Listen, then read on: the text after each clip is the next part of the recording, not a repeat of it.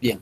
Otra vez, buenas tardes. Mi nombre es Julio Hermaza y vamos a dar inicio al curso de Derecho Penal, parte general, en la sección C.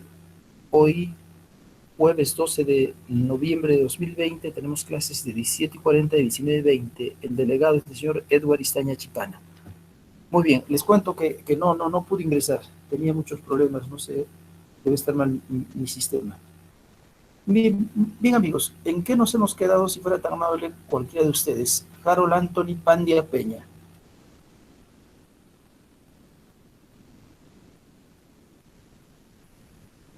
Otro, no tenemos tiempo para perder. Catherine Vilca Romero.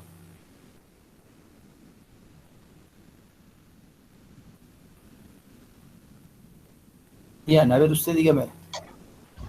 Sí, doctor, ya hemos hecho el estado de necesidad defensivo.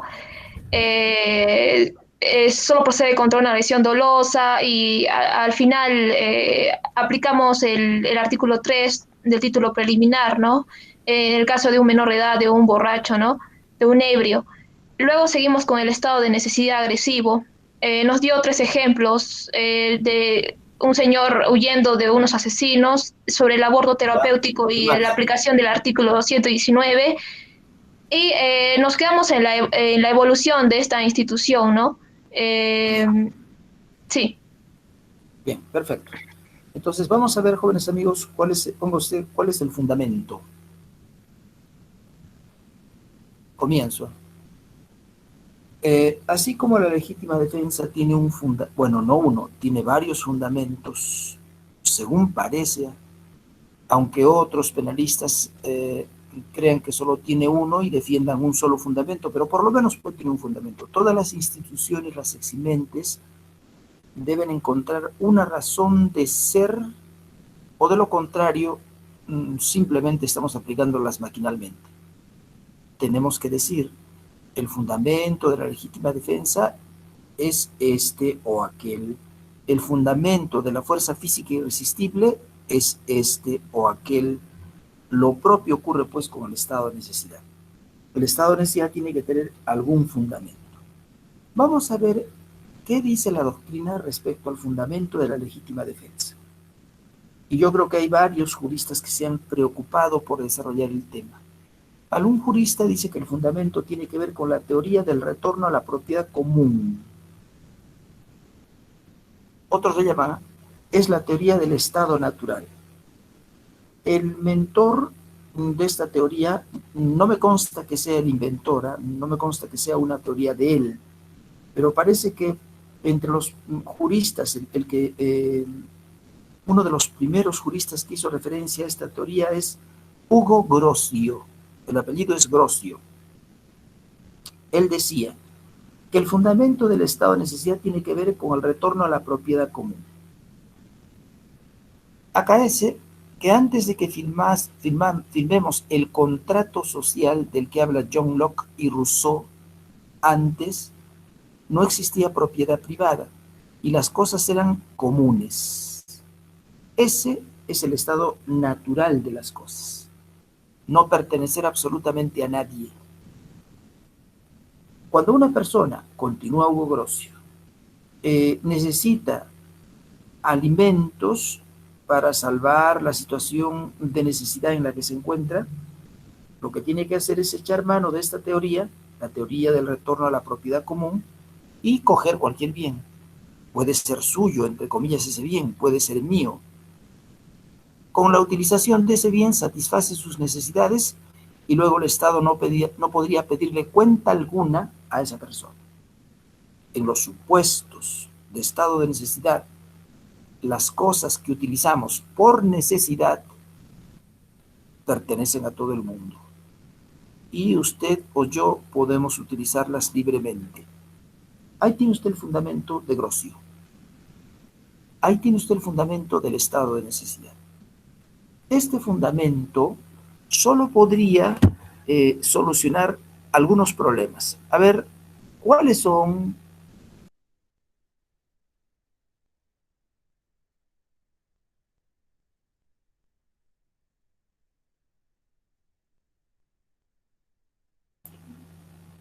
cuáles son, quién va a intervenir?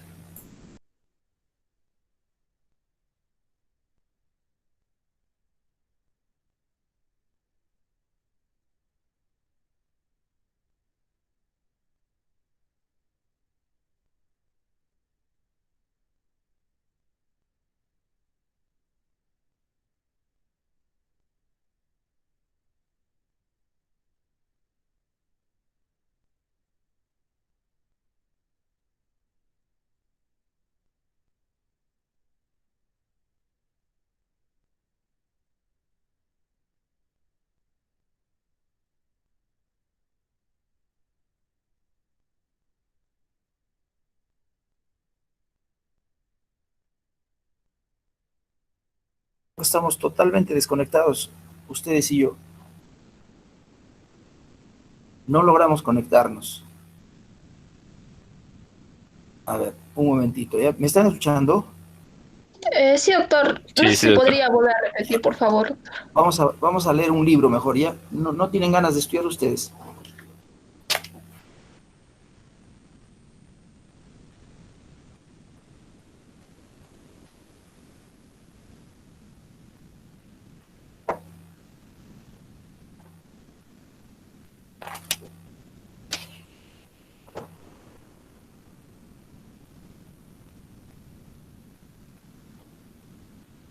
Ahora sí.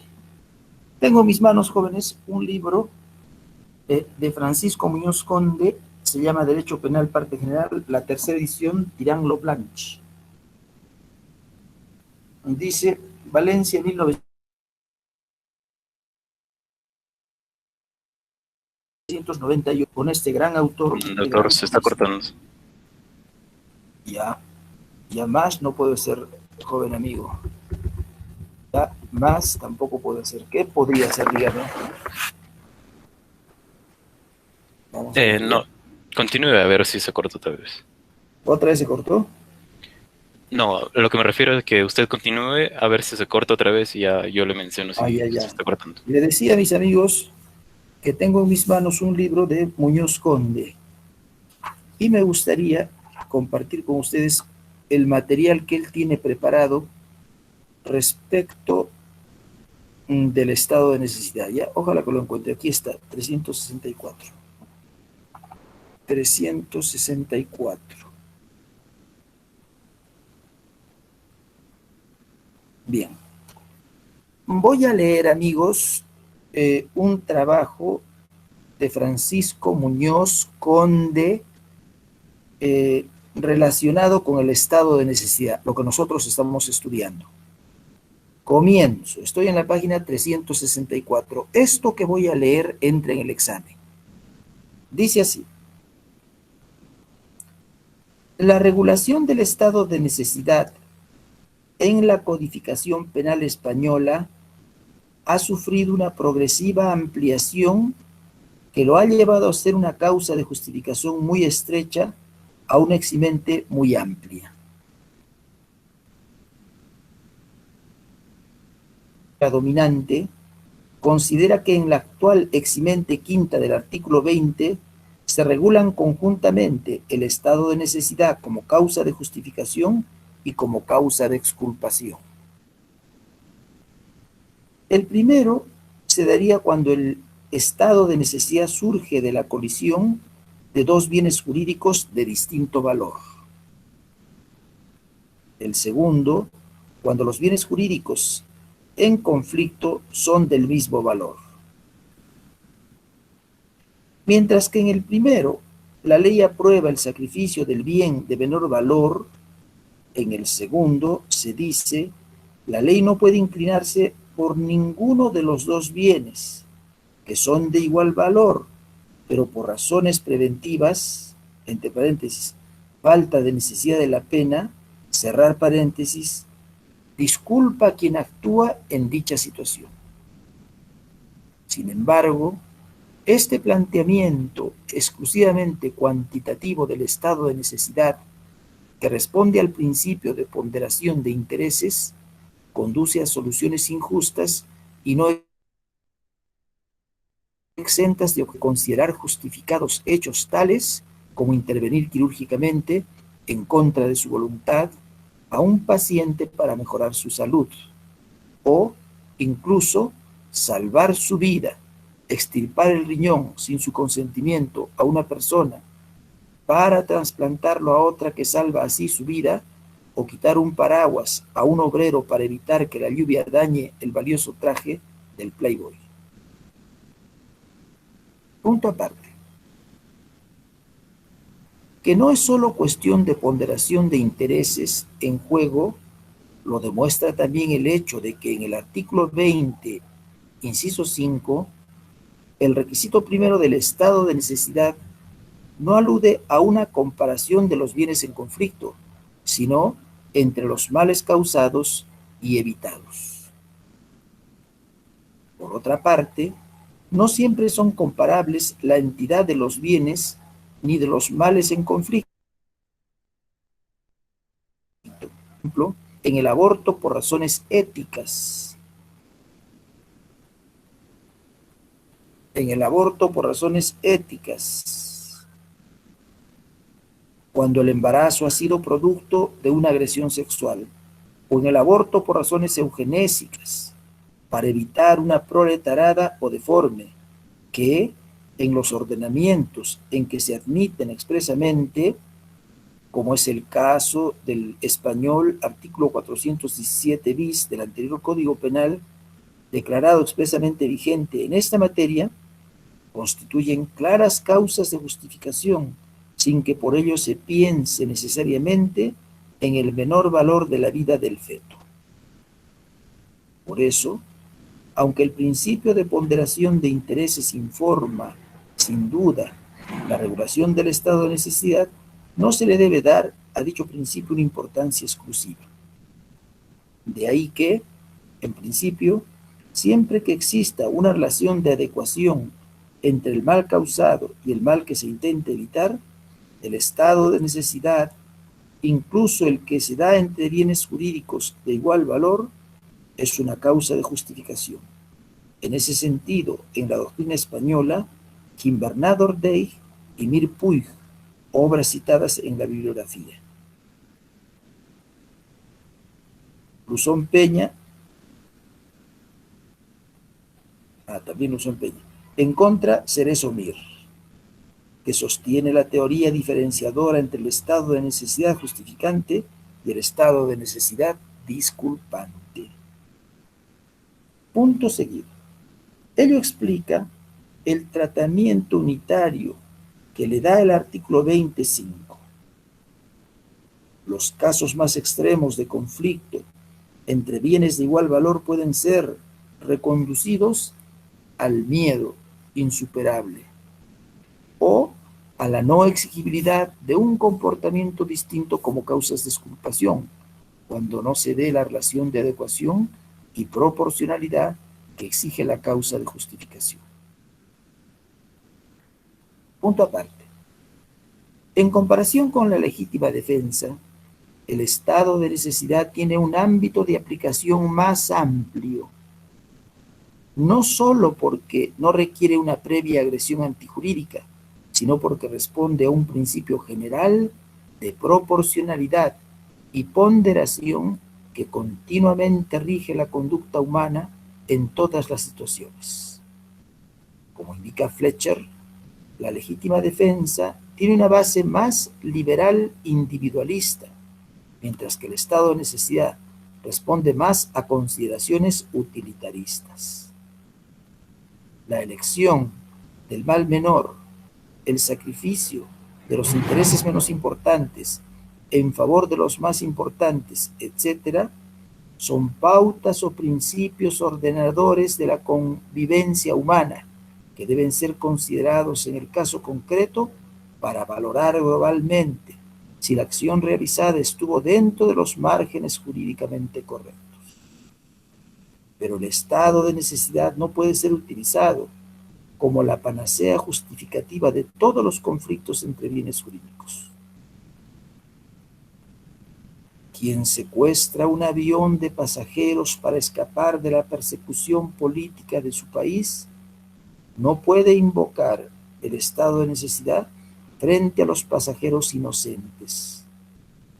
Del mismo modo que tampoco puede invocarlo el parado para asaltar un supermercado o el que dispara contra un tiroteo que le acaba de quitar el bolso a una mujer atestada de personas. No son, pues, estrictos criterios de medición de los bienes en conflicto, sino las relaciones e interdependencia de los mismos lo que permite invocar el estado de necesidad como causa de justificación. En algunos casos, el estado de necesidad se suele emplear como sustituto de la legítima defensa para justificar la defensa frente a ataques de inimputables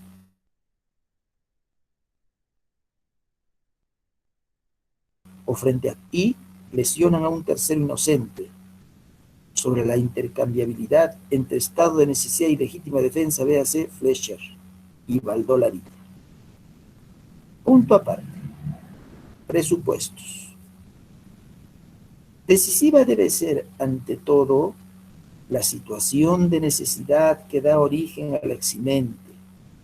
Sin ella, no puede darse esta causa de justificación, ni completa ni incompleta. El número 5 del artículo 20 habla de estado de necesidad, pero no define en qué consiste este.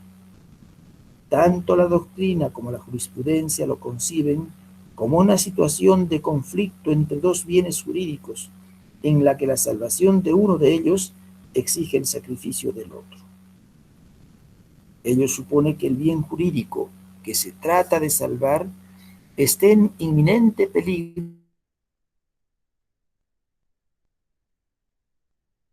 de ser, no pudiendo ser meramente supuesto con más o menos fundamento por el que trata de evitarlo. El estado de necesidad putativo, como la defensa putativa, solo puede dar lugar a una causa de exculpación en caso de error invencible.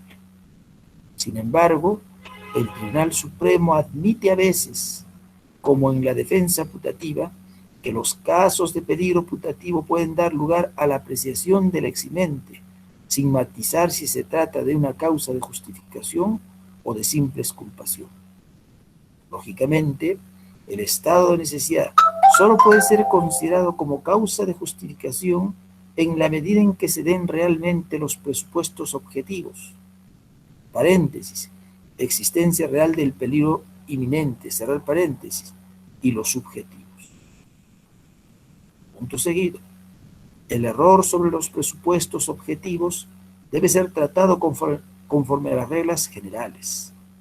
Sin embargo, igual que veíamos antes respecto de la defensa putativa, también aquí debe considerarse que actúa justificadamente quien, apreciando la situación cuidadosamente y dentro de los márgenes del riesgo permitido, considera erróneamente que existe una situación de peligro que no se da realmente.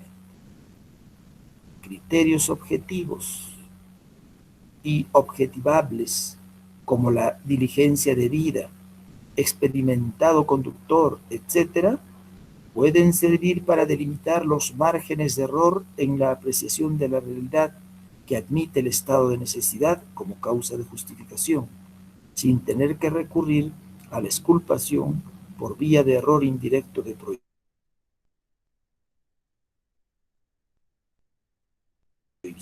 Que la realización del mal o la infracción del deber que el sujeto realiza para evitar un mal a sí mismo o a un tercero sea el único camino posible para conseguir la meta salvadora.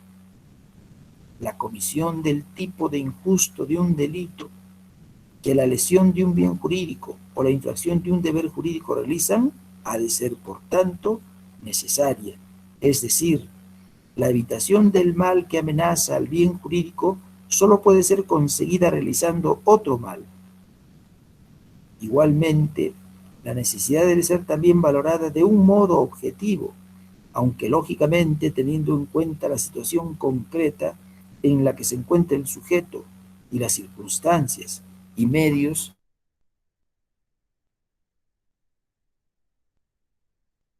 de que exquisitos, es indiferente que el peligro que se trata de evitar amenace a bienes jurídicos propios o ajenos. Paréntesis. Al propio o ajeno, dice literalmente el artículo 20, inciso 5, cerrar paréntesis. En el segundo caso se habla de auxilio necesario. Este auxilio necesario no presenta ningún problema de comprensión en el estado de necesidad como causa de justificación. Sí, en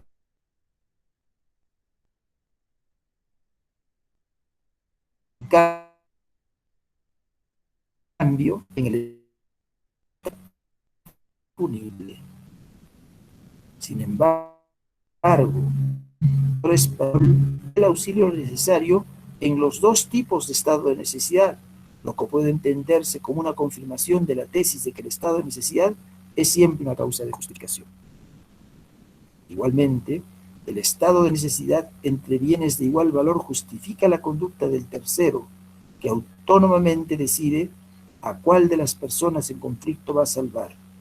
El que solo tiene un salvavidas y se encuentra ante dos personas que se están ahogando, actúa correctamente cualquiera que sea la persona que elija para echarle el salvavidas. Lo mismo que el cirujano que tiene que elegir entre varios pacientes de igual gravedad a quién va a operar primero. Decir que en estos casos solo hay causa de exculpación parece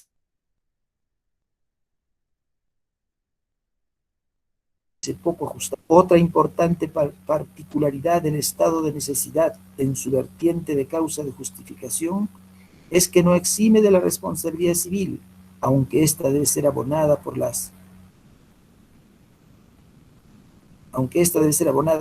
las personas en cuyo favor se haya precavido el mal, que no tienen por qué ser necesariamente los que hayan actuado en estado de necesidad. Punto aparte. Requisitos. Los requisitos que, junto al presupuesto antes señalado, deben darse, vienen señalados en el artículo 20, inciso 5, y son: 1. Que el mal causado no sea mayor que el que se pretende evitar.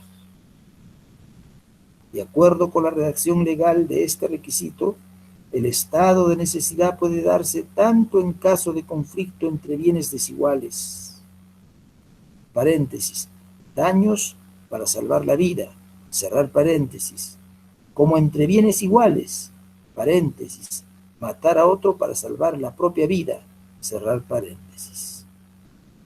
Ello obliga a una comparación entre los males, el que amenaza producirse y el que se realiza. Pero no siempre, como ya se ha dicho, es posible esa comparación, dada la naturaleza heterogénea de los males en cuestión. Quien falsifica una receta para obtener un calmante y aliviar sus fuertes dolores de cabeza, o quien conduce a gran velocidad un vehículo de motor para llevar un herido a un hospital, realizan males, falsificación, conducción temeraria, que nada tienen que ver con los que amenazan. De ahí que la comparación sea difícil y mucho más precisar su importancia valorativa. La única salida es entender con cierta amplitud este requisito y no interpretarlo a la luz de una rígida ponderación de bienes. En el estado de necesidad entre bienes iguales, esta comparación de males en juego ha de ser aún más amplia. En todo caso, más que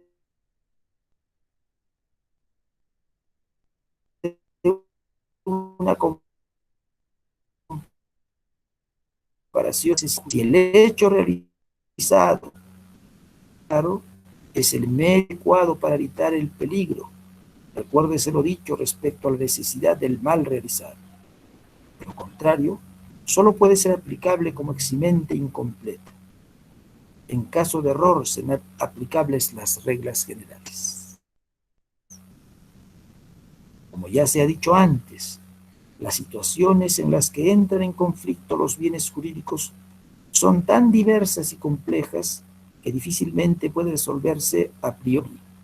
Así, por ejemplo, todavía no se ha encontrado una solución definitiva para los casos de colisión entre derecho al honor y libertad de expresión, entre derecho a la vida y derecho a una muerte digna, entre paréntesis, eutanasia, entre derecho a no ser alimentado forzosamente y derecho a la salud o la vida, paréntesis, huelgas de hambre, cerrar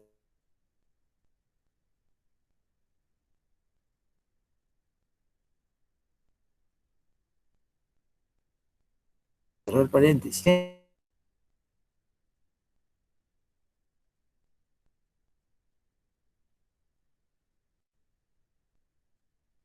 del Doctor, servicio. Creo que se está entrecortando. sí, se está entrecortando ahora sí mucho. Antes estaba bien, pero ahora sí se entrecorta mucho. ¿Qué podemos hacer, hijito? Está complicada la cosa. ¿Ah? Sí, ¿Qué podemos hacer? a esta hora siempre se sube bueno, de hecho baja la calidad de internet. Si salgo un ratito, Estaría bien, doctor, porque sí no se escucha absolutamente nada, se le escucha entrecortado y sí. acá se corta. Doctor, ahora mismo no se le puede escuchar, no termina de completar la idea. Se le escucha partes.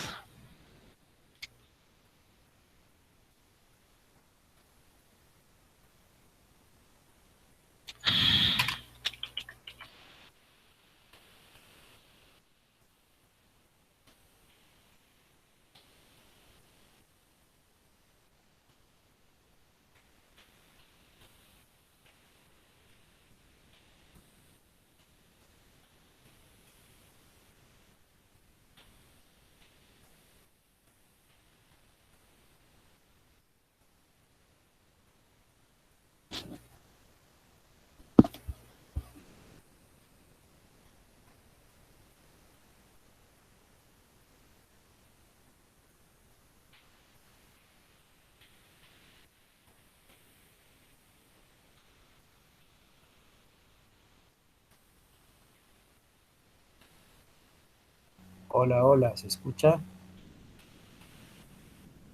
Sí, doctor. Ahora sí se escucha mejor. ¿Qué vamos a hacer, hijito? Así no se puede trabajar. Sí, es difícil trabajar así. Pero son problemas que, bueno, no... Bueno, en sí nadie tiene el problema en eso. Es más por la disponibilidad del Internet, de las empresas que brindan el Internet. No, no es la culpa de nadie. Bueno, a ver, más o menos les explicaré por lo que está diciendo usted, doctor, y hasta aquí, hasta aquí. Mire, la idea es la siguiente. Aunque ese autor cree que, siguiendo a Enrique Gimbernat, tendríamos que haber leído pues a Enrique Gimbernat. Yo tengo por ahí el trabajo de Gimbernat, que creo que es, pionero en este aspecto. Digo creo porque, seguramente porque los alemanes lo han dicho con anterioridad. Enrique Gimbernat cree que todos los estados de necesidad son causas de justificación. Este autor lo sigue, según veo, pero me parece que no todos los penalistas piensan de esa manera. Él expresamente ha dicho, por ejemplo, en contra, Cerezo.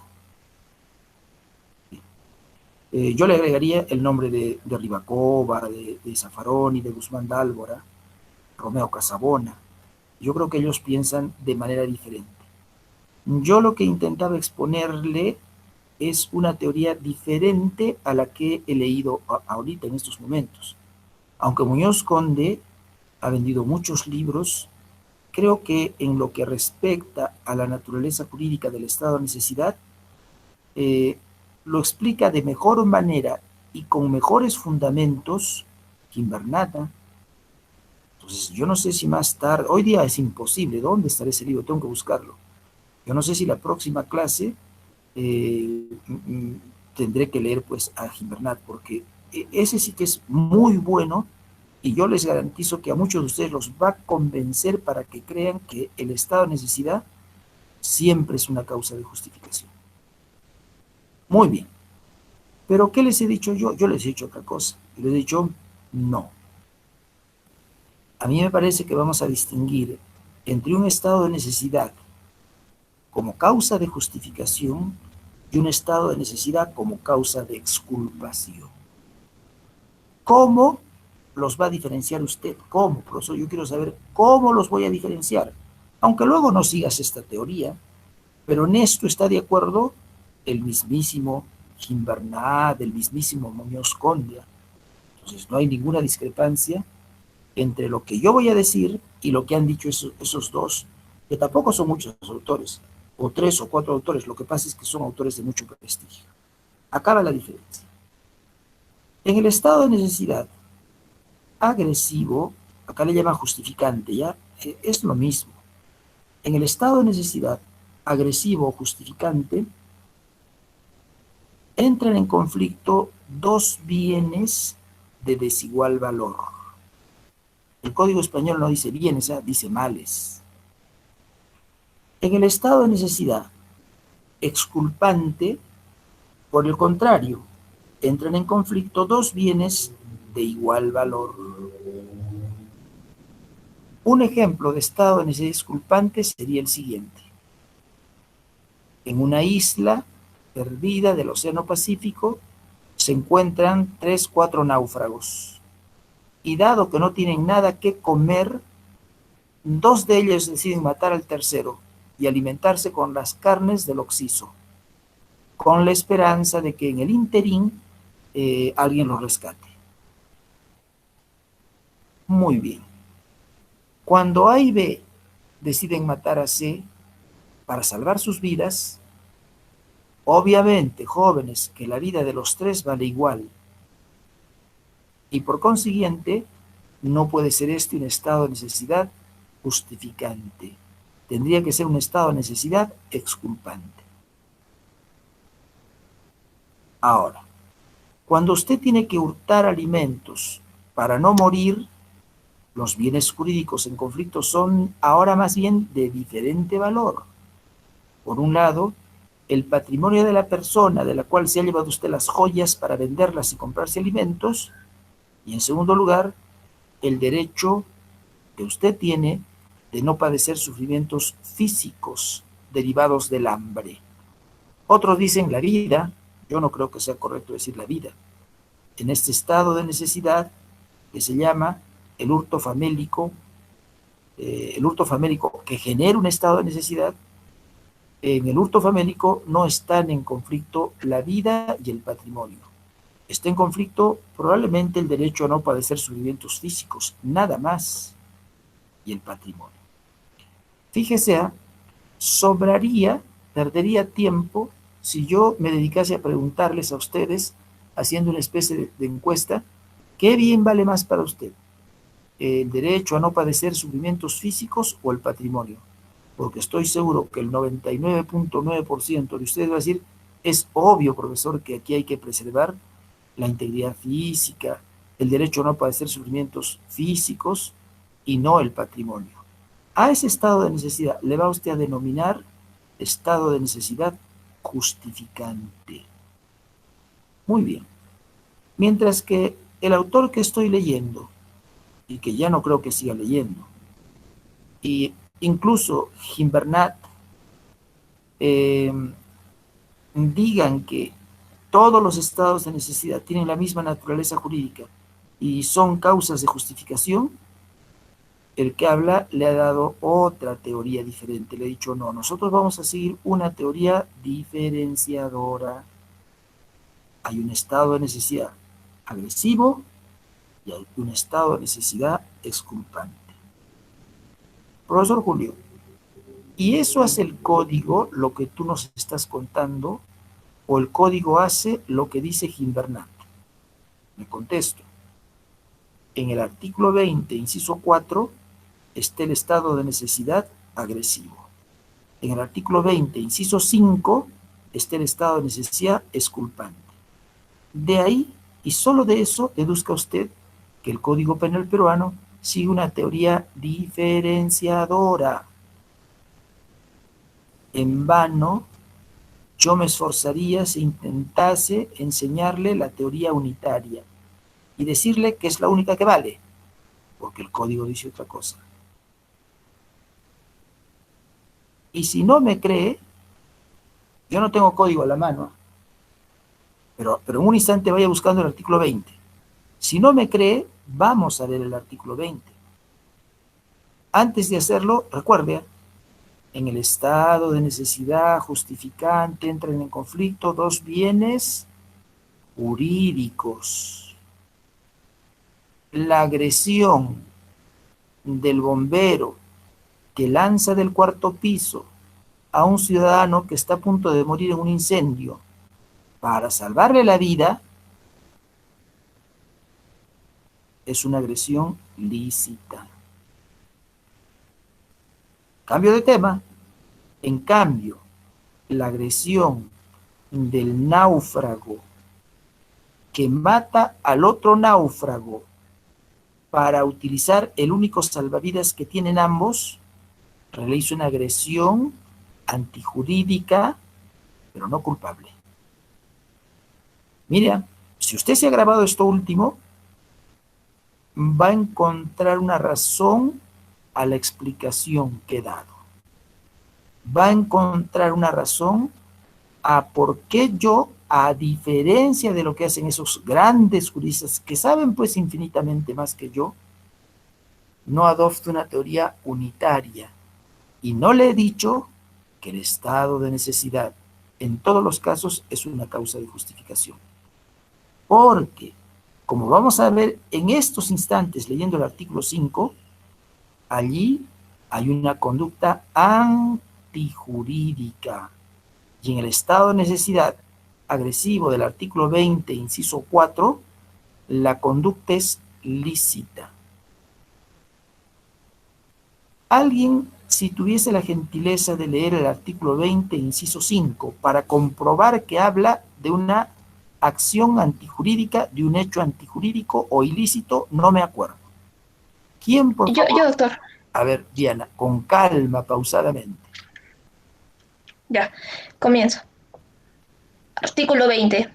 Está exento de responsabilidad penal, inciso 5, el que ante un peligro actual y no evitable de otro modo, que signifique una amenaza para la vida, la integridad corporal o la libertad, realiza un hecho antijurídico para Suficiente. alejar el peligro. Diana, gracias. No me equivoqué. No le estoy engañando, joven alumno. En el estado de necesidad exculpante, la conducta salvadora es antijurídica. Pregunto, ¿podríamos seguir a Gimbernat? ¿Podríamos seguir a Muñoz Conde? ¿Podríamos seguir a Luzón Peña? A esos grandes juristas, yo no digo lo contrario, extraordinarios penalistas, que a diferencia de lo que yo le estoy explicando, dicen que el estado de necesidad en todos los casos es una causa de justificación, contesto. Aunque yo sea muy amigo de alguno de ellos o admirador y haya leído de repente sus libros, no podría yo enseñarle a usted lo mismo. Tendría que decirle, lamentablemente en Perú, la ley exige en el llamado estado de necesidad exculpante del artículo 20, inciso 5 del Código Penal, que la acción salvadora sea antijurídica. Y esa acción salvadora antijurídica es la que queda disculpada por la causa de exculpación de ese mismo artículo y de ese mismo inciso. Mira, por eso, no podría yo animarlo a que siga las teorías de Gimbernat. Pero ahora que he terminado de explicarle esa parte, lo dejo en libertad. Ahora usted sabrá, pues, si sigue. De repente dice, sí, profesor, la ley dirá, pero cuando yo sea congresista, además, ya se acercan, faltan unos meses para que se elijan los congresistas. Yo voy a votar por aquel que prometa que va a convertir o que va a modificar el artículo 5 y va a borrar aquella palabra que diga acción antijurídica o no sé qué ha dicho Diana. Eso, que borre eso. Entonces, ahora sí, profesor, cuando ya se borre eso, espero que el próximo año tú a los otros alumnos les expliques que el estado de necesidad, tal y como lo dice Muñoz Conde, tal y como dice Gimbernat, siempre solo tiene una naturaleza jurídica y en todos los casos, sea que los conflictos de los bienes sean de diferente valor o del mismo valor, siempre es una causa de justificación. Bueno, si usted me ayuda a conseguir que se borre eso, probablemente pues eso enseñe a los alumnos. De paso que estoy a la moda, parezco más moderno, etcétera, etcétera. Pero lamento comunicarle que eso es casi imposible que vaya a ocurrir. Y que tenemos de seguir una teoría diferenciadora muchísimos años más, hasta que no se modifique enteramente el Código Penal y expliquen por qué se quiere regular o adoptar una teoría unitaria o unificadora del estado de necesidad. Ahí tiene usted todo un tema. Punto aparte. ¿Cuáles son los requisitos de este estado de necesidad? Mire, ¿hasta aquí está siguiendo usted la explicación? ¿Hasta aquí llega? ¿O sigue usted distraído como cuando al comienzo quise comenzar el curso y usted estaba en otra nota? Y la única que me escucha es Diana. Sí, sí, doctor, lo escuchamos. Doctor, mucho más claro. Sí, está. Punto aparte. Entonces continúa. Ahora ya sabemos qué es el estado de necesidad agresivo. El artículo 20, inciso 3. Solamente, ¿sabe usted qué le falta? Le falta saber cuáles son los requisitos. Así como la legítima defensa tiene requisitos, el estado de necesidad pues tiene que tener requisitos. Imagínense, son instituciones viejísimas. ¿Cuánto habrá trabajado la doctrina para ir descubriendo, descubriendo nunca, para ir creando requisitos, límites o lo que fuere?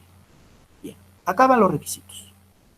Primer requisito del estado de necesidad agresivo. Antes de decir cuál es el requisito, voy a volver a recordar en 30 segundos cuándo estoy frente al estado de necesidad. Bueno, estoy en esta situación cuando hay un peligro que amenaza un bien de mayor valor y para salvarlo hay que sacrificar un bien de menor valor. Muy bien. ¿Qué le he dicho? Que hay un peligro que amenaza. El primer requisito es el peligro. Aquí no es el primer requisito. Lo que pasa, jóvenes, es que los penalistas no se terminan de poner de acuerdo si este peligro tiene que ser actual o no tiene que ser actual. Cuando estudiamos la legítima defensa, yo me cuidé y saqué tiempo por ahí para explicarle la diferencia que existe entre el peligro actual y el peligro no actual. A este último le llamamos inminente. Muy bien.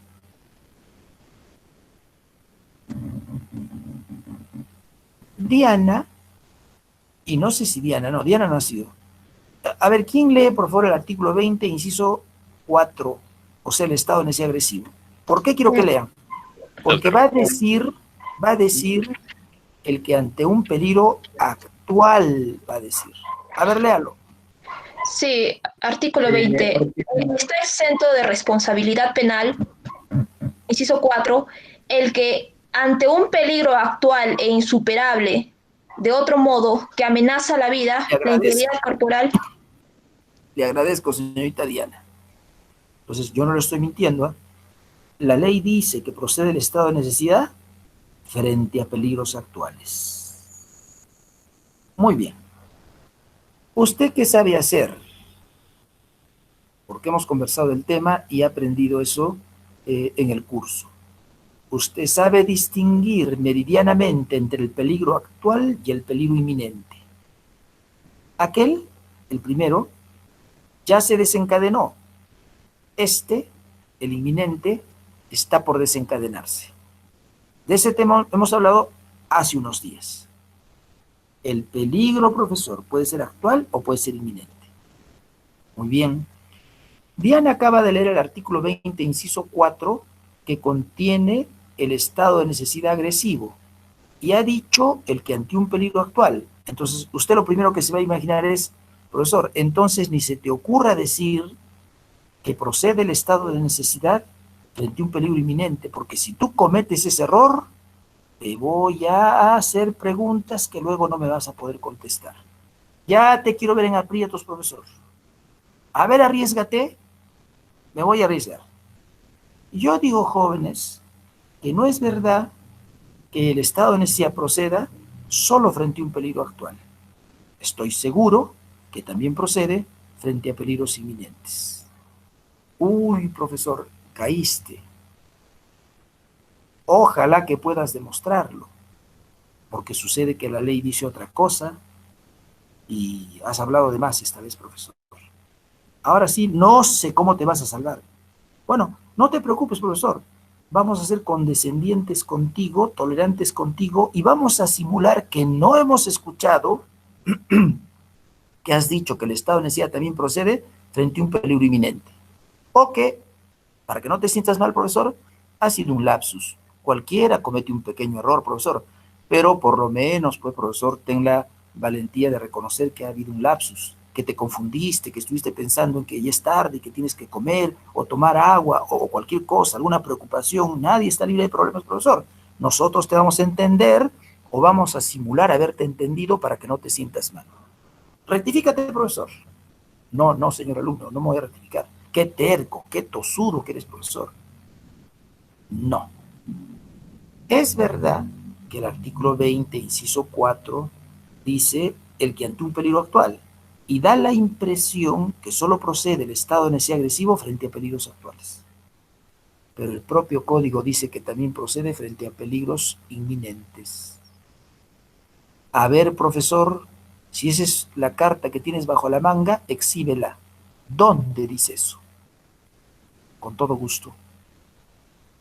Dice, jóvenes, en el artículo 119, que recoge un estado de necesidad agresivo que en teoría se llama el aborto terapéutico.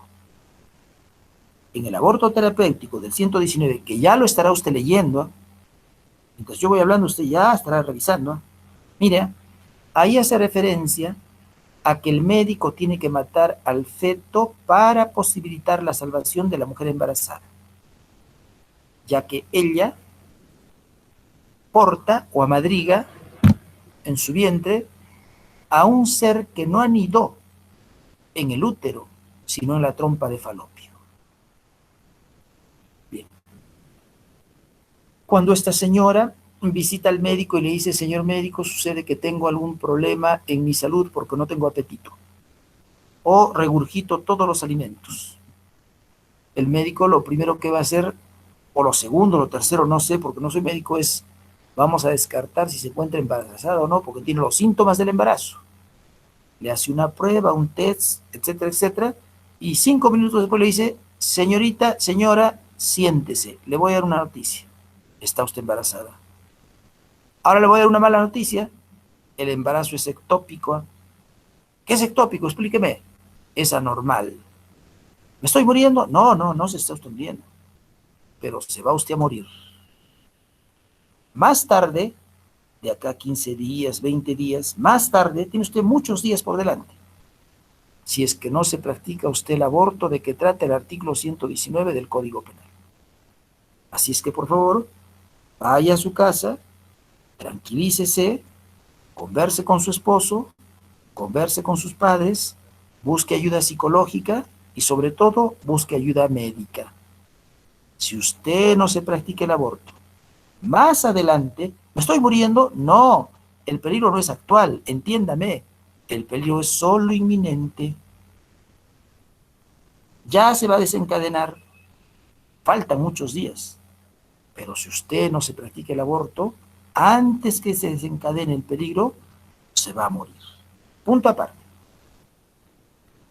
¿Quién me podría refutar de ustedes que me equivoqué cuando le dije que la propia ley dice que también el peligro inminente es un estado de necesidad? Ninguno, porque eso lo he tomado de la ley. Esa información la he tomado de la ley. Entonces, ¿qué le acabo de mostrar? Primer requisito, la existencia de un peligro actual o inminente.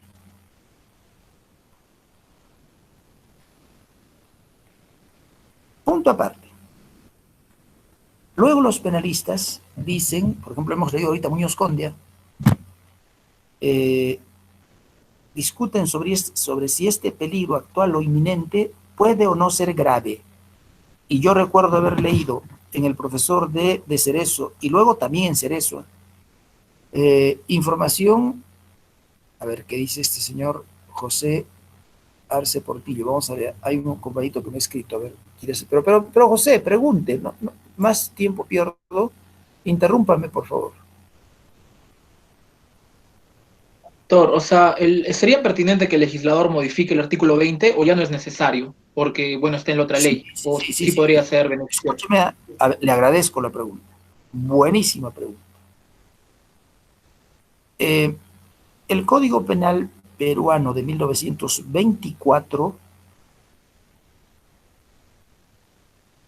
recogía el estado de necesidad agresivo, no me acuerdo si es en el artículo 95 o 97, pero eso no importa, en algún artículo de la parte general. Y no permitía que este estado proceda a favor de terceros. Se llama la autoayuda. La ayuda, perdón, la ayuda de terceros. No permitía. Solo usted que se encontraba en estado de necesidad podía hacer uso del artículo que recogía el estado de necesidad. Solo usted, ¿eh? Pero usted no podía favorecer a terceros en estado de necesidad.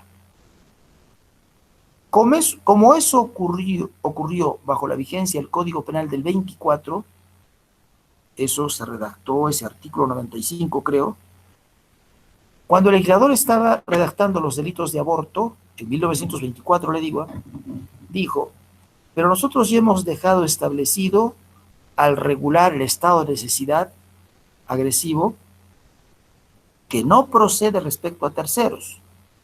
Ahora, ¿qué vamos a hacer cuando una mujer sufra un embarazo ectópico? ¿Qué vamos a hacer si hemos dicho que no procede frente a terceros? Alguien diría, me imagino, yo no he leído las actas de debates, ¿eh? Alguien diría, fácil, ¿por qué no construimos un artículo que diga que en los supuestos del embarazo ectópico el médico puede matar al feto para salvar la vida de una tercera persona que es la madre? Perfecto. Y se incluyó la fórmula del estado de necesidad frente a peligros inminentes, llamado aborto terapéutico en la parte especial. Escúcheme, Arce, eso tenía una explicación y era convincente, porque no era posible en la parte general hacer uso del estado de necesidad a favor de terceros. Yo le voy a pedir a Diana que lea otra vez el artículo 20, inciso 4, y usted va a ver que sí procede el estado de necesidad ahora a favor de terceros. Y si no me estoy equivocando, permítame seguir pensando en voz alta, ya no tiene sentido que en la parte especial recojamos el estado de necesidad a favor de la madre en los supuestos de embarazo ectópico. Porque con el artículo 20, inciso 4, ya podemos solucionarle los problemas. Pero de repente estoy equivocado. Que mejor si rogamos a Diana, tenga la gentileza de leer otra vez el artículo 20, inciso 4, que yo le voy a decir inmediatamente pronuncia las palabras que usted ya ha tenido que introyectar, suficiente. Comience, Diana. Sí, doctor. Artículo 20. Está exento de responsabilidad penal, inciso 4, el que ante un peligro actual e insuperable de otro modo que amenace la vida, la integridad corporal, la libertad u otro bien jurídico, realiza un hecho destinado a conjurar dicho peligro de sí o de otro. Suficiente, suficiente, suficiente. ¿Para qué más explicación? Entonces, mire lo que le voy a decir, Arcia. Dado que ahora la parte general, el artículo 20, inciso 4, permite el estado de necesidad a favor de terceros, ¿para qué hemos recogido el 119 del Código Penal? Si se derogase el 119, Arce, no pasa nada, porque los médicos, de todas maneras, podrán hacer uso del aborto terapéutico, ya que hay una expresa autorización para ello en el artículo 20, inciso 4 del Código Penal. Se acabó, Arce. Como usted me dice, entonces, profesor, ¿podríamos hacer una modificación del artículo 20, inciso 4? Es obvio que puede ser una modificación. Es obvio. Deroga usted el 119, para comenzar, que no existe el 119. 2, luego, como usted propone, que diga el que entre un peligro actual o inminente y luego todo el resto igual. Se acabó. Ahora sí sobre el 119. Fíjese, pero como no dice frente a un peligro actual, perdón, inminente, pero como no admite, bueno, ahora sí admite el estado de necesidad a favor de terceros, por eso seguramente pues el legislador ha querido colocar nuevamente en el 119 este estado de necesidad agresivo, que para el que habla no tiene ninguna explicación. Cuando José Gianluca Arce Portillo sea juez, Miriam, solo aplicando el artículo 20, inciso 4, puede resolver los abortos terapéuticos respecto de los cuales tenga que dictar sentencia absolutoria, condenatoria, no me importa, ¿verdad? Tendría que ser absolutoria, pero yo no voy a estar pues indicándole cómo hace la sentencia. A favor del médico que practicó un aborto terapéutico. ¿Para qué va usted a echar mano del 119? No, pero yo quiero, profesor, para rellenar hojas. Ah, bueno, hágalo, pues está bien, pero no es necesario. Pero no es necesario. Si usted lo fundamenta con la doctrina del estado de necesidad agresivo, bien fundamentada, cita autores, juristas, que los requisitos, que por aquí, que por allá, mira, yo creo que es más que suficiente. Yo creo que es más que suficiente. No extrañaríamos, no echaríamos de menos al 119 si mañana mismo es derogado. Es sobreabundante, sobra, creo. El próximo año, cuando les explique Derecho Penal Especial, voy a tocar el aborto y voy a volverme a ocupar de este tema y les seguiré repitiendo porque creo que esto sobra. Le contesté, José. Punto aparte. Entonces, continúo con el primer requisito. El primer requisito es un peligro actual o inminente. Luego los penalistas dicen, ese peligro tiene que ser grave. Si el peligro no es grave, no cabe estado de necesidad. Y ponen el ejemplo que Muñoz Conde ha puesto hace unos instantes, que no es de él. Ese ejemplo es de José Antón Oneca. Y después ha sido, bueno, tampoco me consta que sea de él, de repente es anterior. Y después ha sido utilizado por su discípulo José Cerezo Mir.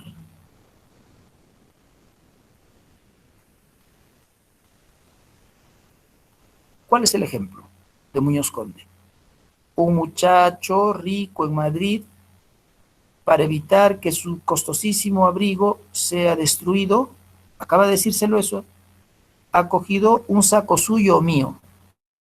Como usted y yo somos personas pobres, nuestra ropa es bastante humilde, modesta, entonces ese millonario ha dicho, yo no voy a permitir que mi saco, que cuesta mucho, se malogre. Mejor cojo el saco de Hermanza, me lo coloco encima, que la lluvia cae sobre ese saco, que se malogre el saco, pero salvo uno que vale más. Bien. Entonces, hay juristas que dicen, señor, ahí no hay estado de necesidad. Hay juristas que dicen, ahí sí hay estado de necesidad. ¿Dependiendo de qué? De aquellos que digan que el peligro tiene que ser grave o que no tiene que ser grave.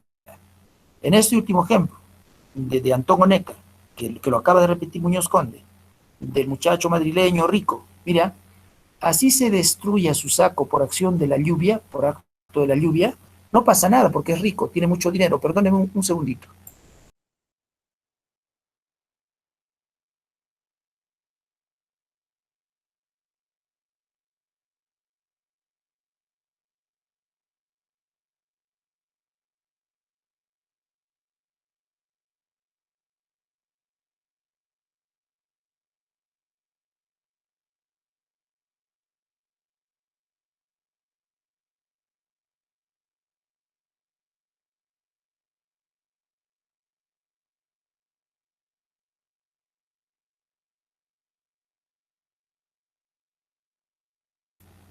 Bueno, perdonen entonces.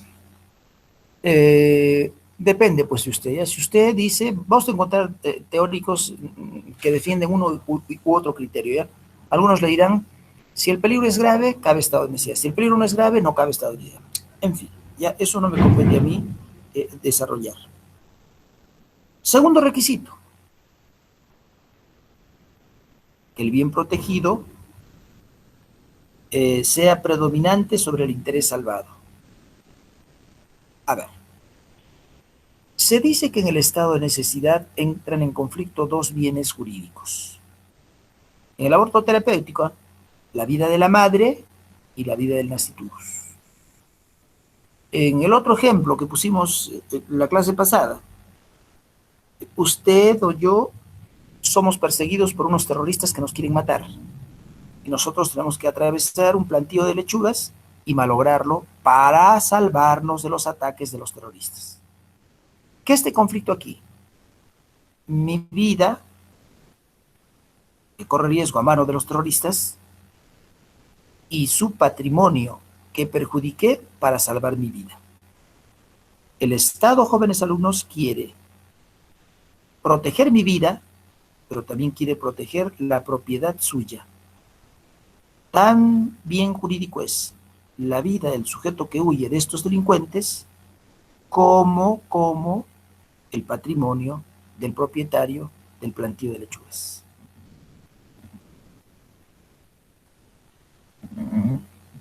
Pero como no pueden coexistir los dos bienes jurídicos, porque si yo no atravieso el plantío de lechugas, que era el único camino que tenía para huir de los terroristas, no había otro camino, me mataban. Como no pueden convivir los dos bienes, hay que sacrificar el que vale menos para favorecer al que vale más. Sobraría que yo pregunte, o que yo piense, pongamos hipotéticamente en una balanza el bien jurídico vida y en otra el bien jurídico patrimonio. Ahora sí, dígame, señor alumno, ¿cuál vale más? Usted me va a decir, profesor, ¿cómo haces preguntas tontas? Damos por descontado que la vida vale más que el patrimonio. Ahí tiene usted el segundo requisito que tiene que ver con la protección del bien que vale más a costa del perjuicio del bien que vale menos. Ahora bien, no vale predicar que estamos frente a un estado de necesidad agresivo en aquellos casos en los que varias personas han ocupado un pequeño barco que solo resiste el peso de 15 y hay 16. Para salvar 15 tenemos que arrojar al mar a una persona. Bien, si arrojamos al mar a una persona, salvamos a 15, profesor. Este es un estado de necesidad agresivo porque se salvan más vidas a costa del perjuicio de menos vidas. En realidad, una sola vida. No. Ya le he explicado que en derecho, o solamente en derecho penal, no lo sé, que en derecho penal todos los penalistas dicen que una vida vale tanto cuanto valen las vidas de los 7.000 millones de habitantes del planeta. No se puede otorgar más valor a 14 vidas que a una. Todas las vidas valen igual. Cuando usted se encuentre en este triste trance, y ojalá que nunca sea el caso, y lance o contribuya lanzando a la persona número 16 para salvar a las otras 15 personas, su conducta nunca va a estar cubierta por el artículo 20, inciso 4 del Código Penal, porque no es un caso de estado de necesidad agresivo. Ese es un caso de estado de necesidad exculpante. Solo va a estar cubierto por el artículo 20, inciso 5 del Código Penal. Y ya no se va a eliminar la antijuridicidad, que es lo que yo estoy proponiendo, siguiendo estos grandes juristas. Lo que se va a eliminar es la culpabilidad, y ese es otro tema, y eso es otra cosa. Bien. Siguiente requisito.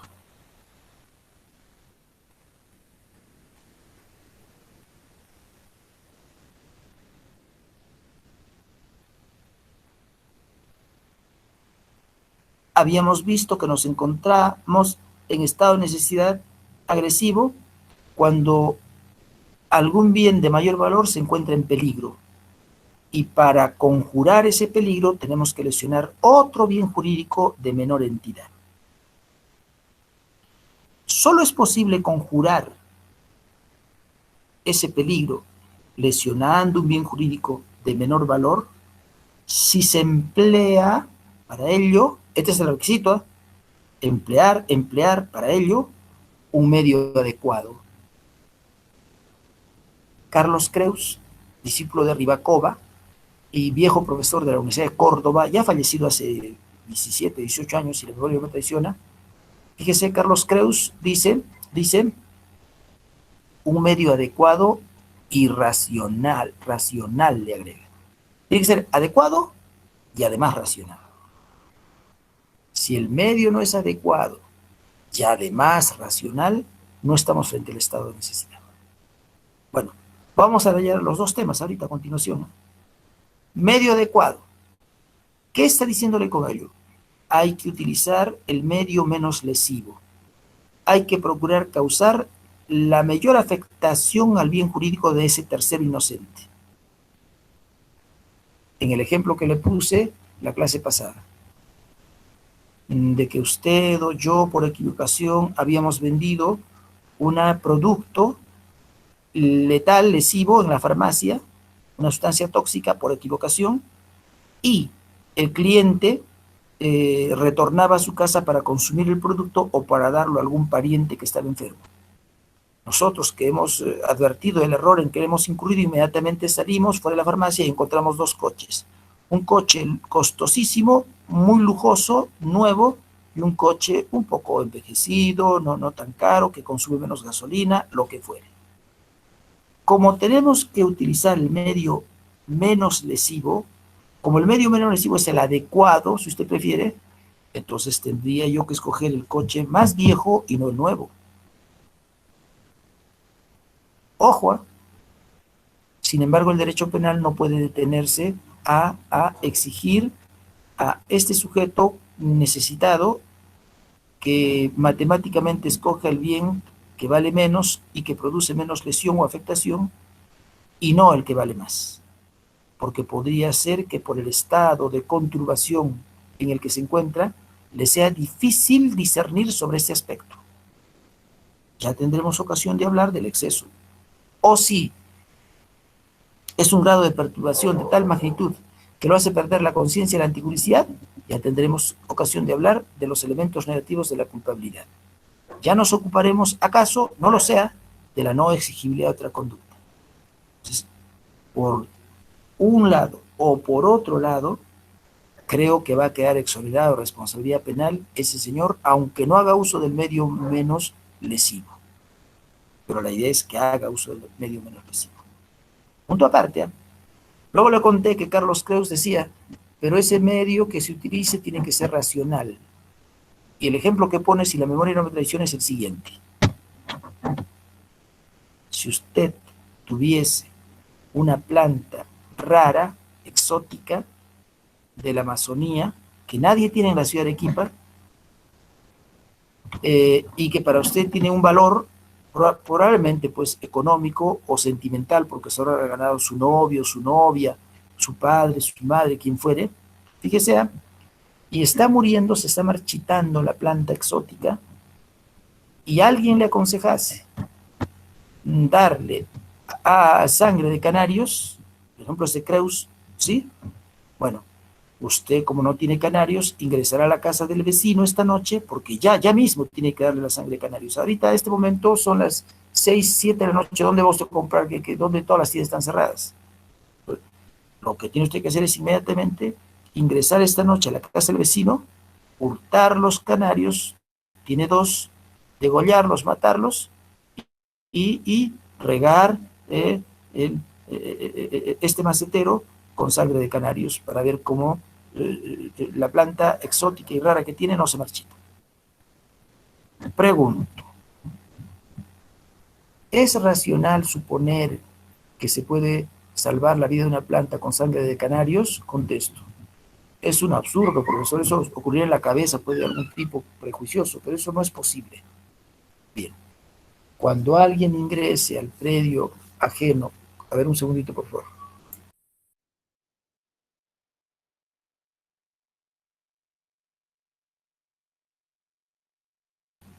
Cuando alguien ingrese a la propiedad ajena para hurtar esos canarios y salvar la planta, la vida de la planta, ¿sí? No va a quedar cubierta su conducta por el estado de necesidad, porque eso es irracional. Yo me he inventado un ejemplo análogo al de este gran jurista, discípulo de Ribacova. Tengo, profesor, un gallo de combate finísimo, costosísimo, que siempre gana en la cancha y tiene copas, etcétera, etcétera. Y a mí me han dicho que como se ha enfermado, lo que tengo que hacer es darle de beber perlas disueltas. Y como yo no tengo perlas, esta noche voy a ingresar a la casa del vecino, voy a hurtar un par de perlas, las voy a disolver en vino, en vinagre, en limón, en lo que fuera, le voy a dar al gallo y el gallo va a recuperar sus energías.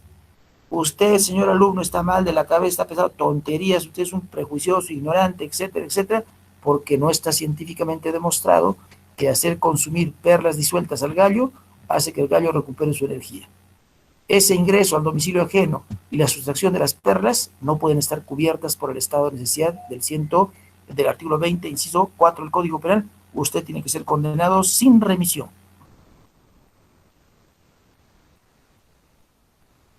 Ahí tiene usted ese requisito. Doctor, Dígame. bueno, me surgió una duda. Esto podría ser, bueno, como no es racional que se le dé la sangre de canarios o las perlas disueltas, y es irracional, pues no, nadie se lo puede creer. Sin embargo, viajando por la Amazonía, por Madre de Dios y también por las costumbres andinas, entre las Amazonía y andinas también hay costumbres que son irracionales, pero son costumbres. ¿Podría ser exonerado de alguna forma por la costumbre o en este caso no? Totalmente debe quedar exonerado, sin lugar a dudas también, ¿eh? Pero, Edward, ese ya pues otro tema, ya no es parte del estudio del estado de necesidad. Eso tiene que ver con lo que Zaffaroni llama el error de comprensión culturalmente condicionado, que vamos a estudiar de acá unos 8 días más, 7 días, no me acuerdo. Ya, pero ya falta pocos días, ¿verdad? En algún momento voy a poder resolver su preocupación, esas dudas que usted tiene, y que no solo son suyas, deben ser de muchos alumnos, y dirán, profesor, pero hay personas supersticiosas e ignorantes que creen, pues, profesor, que dar de beber perlas disueltas al gallo le da vida, pues tan ignorante el tipo que es posible que crea que eso es así. Mira, yo creo que sí puede haber una solución. Esa solución está en el artículo 15 del Código Penal, que nosotros no estamos estudiando. Hay casos en los cuales nosotros somos pues supersticiosos, y son muchos los casos, ¿ah? Y no es necesario, joven Edward, que usted me ponga ejemplos de personas que viven en la Amazonía, etcétera, etcétera. Cuando yo desarrolle la llamada teoría del error de comprensión culturalmente condicionado, ojalá que logre demostrarle, lo dudo, no tengo tanta capacidad para hacerlo, pero intentaré por lo menos ya, ojalá que logre demostrarle a usted que usted y yo también somos supersticiosos. Y realizamos conductas que debemos hacer el ridículo frente a nuestros nietos del futuro. Cuando ellos se enteren las cosas que nosotros estamos haciendo actualmente, mira, procura ocultarlas. Diles que tú nunca has hecho eso, que todos hacían en tu época, pero que tú no las hacías. Ya te lo voy a demostrar, ¿eh? Hay cosas, hijito, que hacemos que son porque una vergüenza y que no nos damos cuenta, dada nuestras costumbres, dados nuestros prejuicios, etcétera, etcétera. Guarda esta información, esta afirmación que acabo de hacer, para que me desmientas cuando llegue el caso o para que lo confirmes. Cuando yo diga, vamos a tocar el llamado error de comprensión culturalmente condicionado, el artículo 15, usted guarden, digan, acá el profesor va a decir que nosotros también somos unos ignorantes, unos supersticiosos, que hacemos esto, que hacemos eso, a ver, que lo demuestre, que lo demuestre. A ver si él también no hace eso. Yo voy a decir las cosas que hago y vas a ver que hago cosas que no debo hacer. Pero sobre ese tema volvemos otro día. Doctor. Sí, dígame, ¿con quién hablo? Sí, doctor. Arce. Dígame. Sí, doctor. Usted dio el ejemplo de, bueno, me hizo entender de que obviamente una vida y otra vida, bueno, son bienes jurídicos iguales, ¿no? Una vida no puede valer que la otra. Entonces me surge la duda. Si un hombre está en la carretera, bueno, a alta velocidad, y ve un niño en la calle, y para esquivar al niño voltea, y para mala suerte del sujeto, atropella a otro niño. Entonces son dos bienes jurídicos, son la vida, son dos vidas. Allí no predomina ninguno, supongo, pero el señor estaría exento, ¿podría configurarse el estado de necesidad? No, el señor va a ser condenado porque tiene que ser condenado porque usted dice, se distrae un momento, esquiva, no, él tiene que mirar solo lo que hay frente a él, la pista, él no puede distraerse, bueno, salvo que usted me cambie de ejemplo, si él se distrae y como consecuencia de ello surge un daño, ya se arruinó. No, o sea, doctor, el señor está manejando y hay un niño frente a él, o sea, él está mirando al frente, hay un niño frente a él. Entonces, para no atropellar al niño, obviamente lo esquiva, pero para su mala suerte, Ya, le entiendo. Yo creo que ese sí puede ser un estado de necesidad exculpante, porque tanto vale lo mismo la vida de un niño que del otro niño. Ahí no puede ser un estado de necesidad agresivo. ¿Ya? Aunque su silencio me diga que no está usted conforme, no se preocupe. Pero dice, no, pero ¿cómo va a ser? ¿Sí? Yo ya le dije lo que pienso. Yo digo que no, que ahí no hay nada que hacer. Sí, bien, doctor. Bien. Punto aparte. Siguiente requisito. Le decía, no sé cuál es el siguiente requisito porque tengo que retroceder un poquito. Obra en estado de necesidad del que para conjurar un peligro que se cierne sobre sí, tiene que lesionar un bien jurídico que vale más para salvar uno para salvar un bien jurídico que vale más, tiene que sacrificar un bien que vale menos, Pero, ¿de qué profesor tiene que evadir? ¿Qué tiene que evadir? Un peligro sobre uno de sus bienes jurídicos o de tercero. Esto le va a generar una situación de necesidad. Muy bien. ¿Cómo tiene que ser el peligro que intente evitar? ¿Qué naturaleza, qué clase de peligro debe ser? Le contesto. Fíjese, hay dos clases de peligros. El peligro conlleva un mal, ¿ya? Un mal. Hay dos clases de males.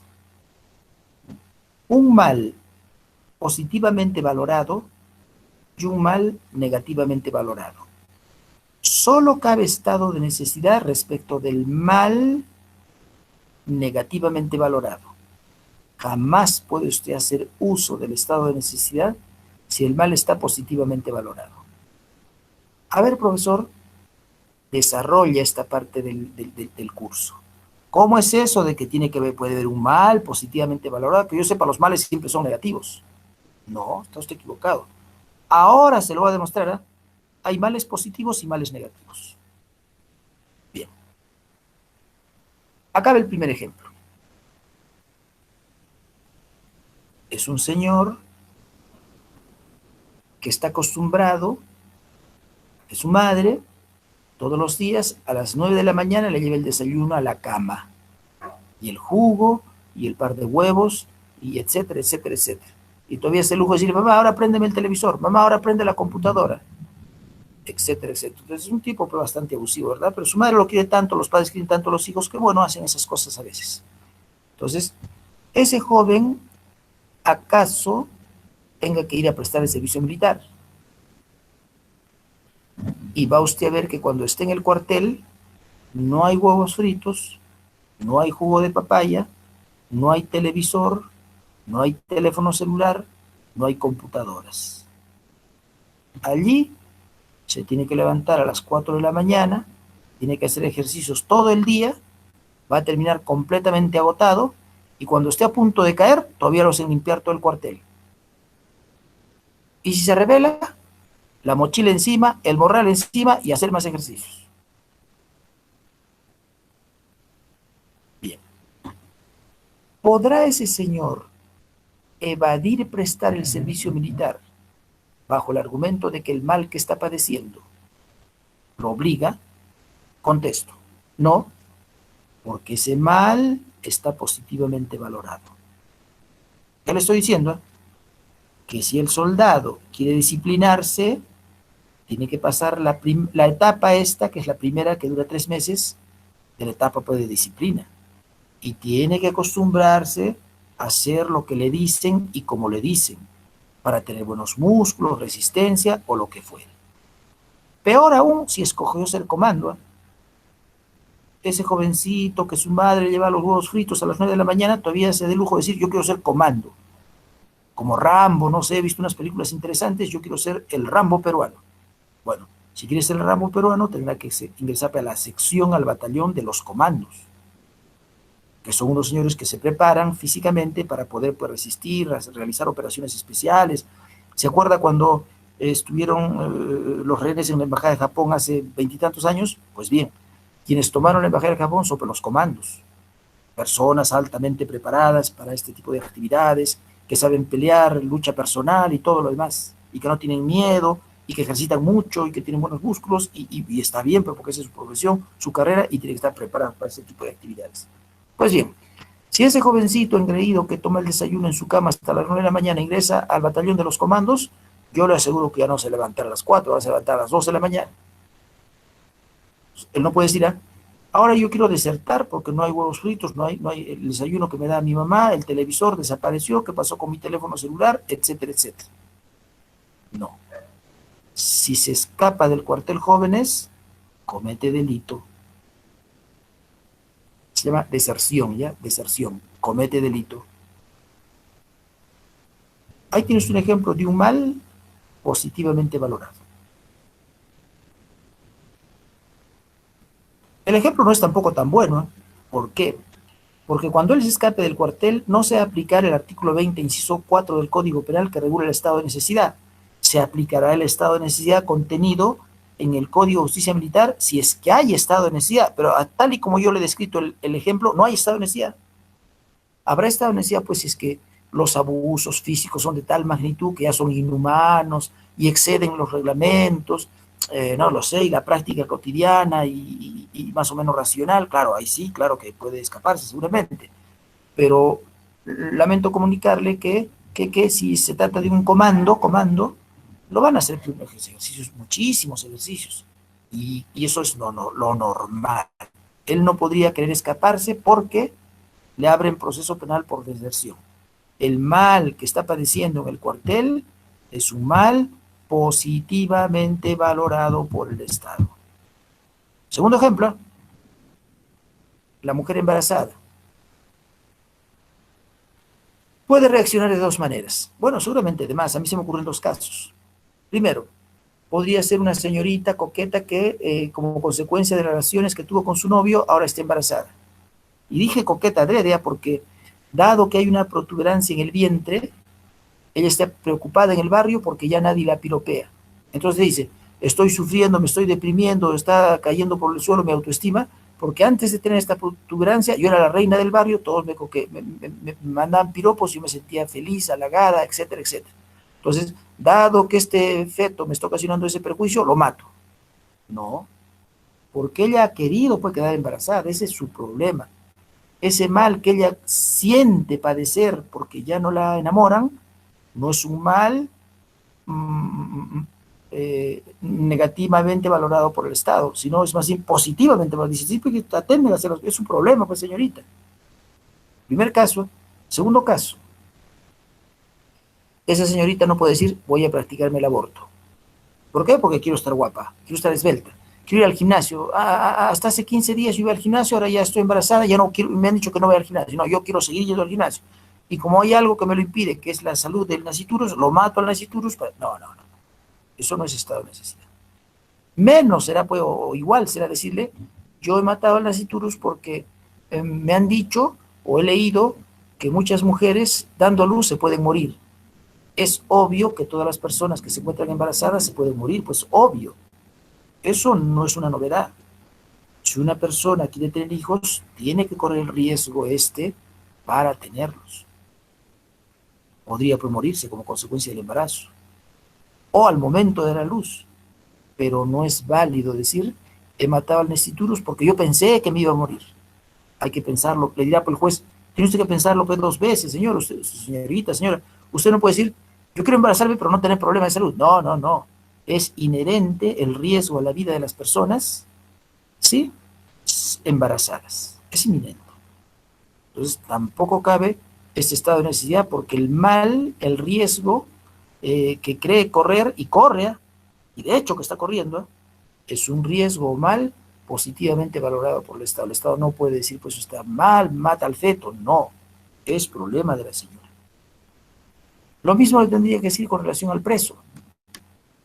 El preso no podría pegarle a un policía o a un funcionario del Instituto Nacional Penitenciario para huir porque no hay quien le prepare los huevos fritos y el jugo que su esposa o su mamá le llevaba a las 9 de la mañana a la cama, etcétera, etcétera, etcétera. No, no, no, no.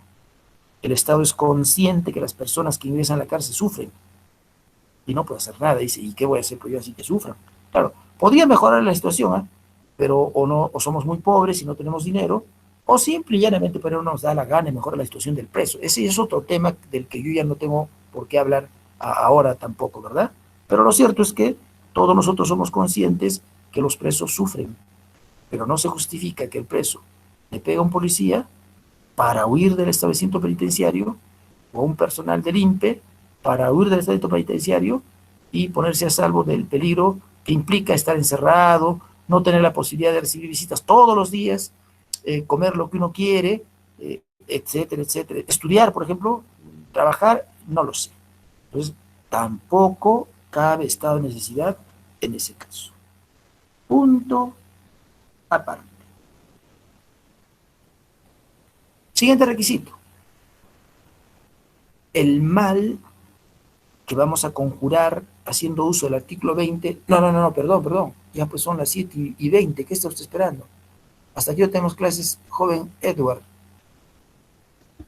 Las 7:20. Entonces, pujito, nos quedamos ahí. Continuamos la siguiente clase. Sí, doctor. Chau.